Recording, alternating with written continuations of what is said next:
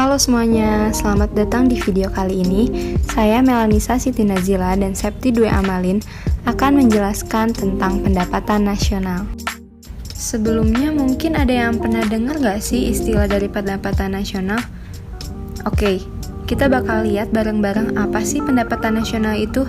Jadi pendapatan nasional itu bisa diartikan sebagai salah satu indikator untuk dapat mengukur laju tingkat pembangunan dan perkembangan sejahtera pada suatu negara dari waktu ke waktu. Pendapatan nasional bisa dihitung dalam satu periode tertentu atau selama 1 tahun.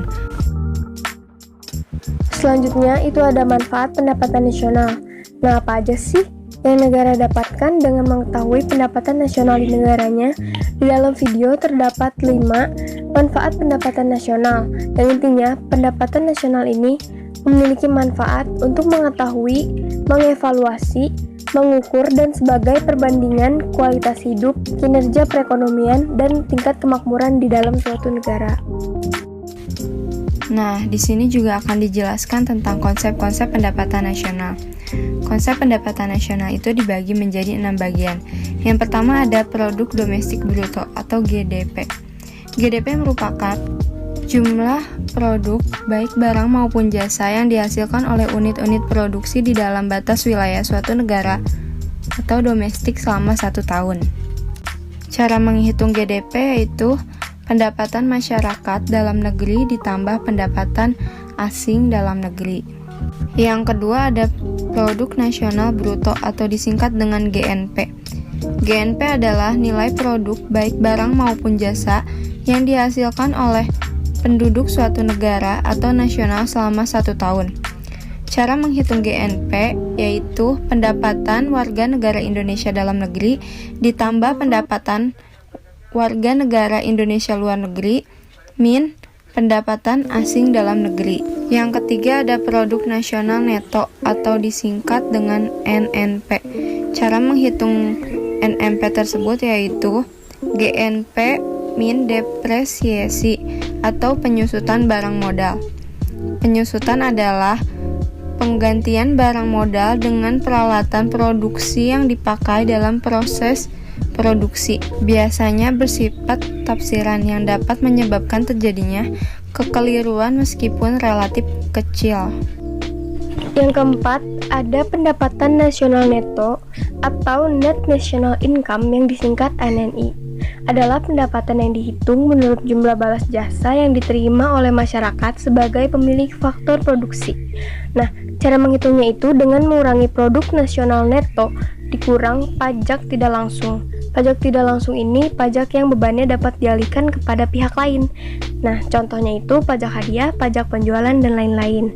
Yang kelima ada pendapatan perseorangan atau personal income yang disingkat PI, merupakan jumlah pendapatan yang diterima oleh setiap orang dalam masyarakat, termasuk pendapatan yang diperoleh tanpa melakukan kegiatan apapun, misalnya gaji seorang karyawan kantoran maupun pendapatan wira swasta yang didapatkan secara berantai. Nah, cara menghitungnya itu dengan mengurangi pendapatan nasional neto dengan pajak perusahaan, dikurang lagi iuran, dikurang laba ditahan, dan ditambah transfer payment. Transfer payment itu adalah penerimaan-penerimaan yang bukan merupakan balas jasa produksi, melainkan diambil sebagian dari pendapatan nasional tahun lalu. Contohnya itu pembayaran dana pensiunan, tunjangan pengangguran, dan sebagainya. Dan yang terakhir ada pendapatan yang siap dibelanjakan atau disposable income. Pendapatan ini adalah pendapatan yang siap untuk dimanfaatkan guna membeli barang dan jasa konsumsi, dan selebihnya menjadi tabungan yang disalurkan menjadi investasi. Nah, cara menghitungnya itu pendapatan perseorangan dikurang dengan pajak langsung. Pajak langsung itu adalah pajak yang bebannya tidak dapat dialihkan kepada pihak lain. Contohnya itu pajak pendapatan. Nah, selanjutnya ada metode pendekatan pendapatan. Metode pendekatan pendapatan ini dibagi menjadi 3 bagian. Yang pertama ada pendekatan pengeluaran. Metode perhitungan ini dilakukan dengan cara menjumlahkan seluruh pengeluaran berbagai sektor ekonomi, yakni rumah tangga, pemerintah, perusahaan, dan masyarakat luar negeri suatu negara pada periode tertentu. Nah, di sini juga tertera rumus pendekatan pengeluaran. Nah, yaitu pendapatan nasional. C itu konsumsi rumah tangga, I itu investasi, G pengeluaran pemerintah, X itu ekspor, dan M itu impor. Yang kedua ada pendekatan pendapatan, yaitu menjumlahkan pendapatan dari berbagai faktor produksi yang memberikan sumbangan terhadap proses produksi.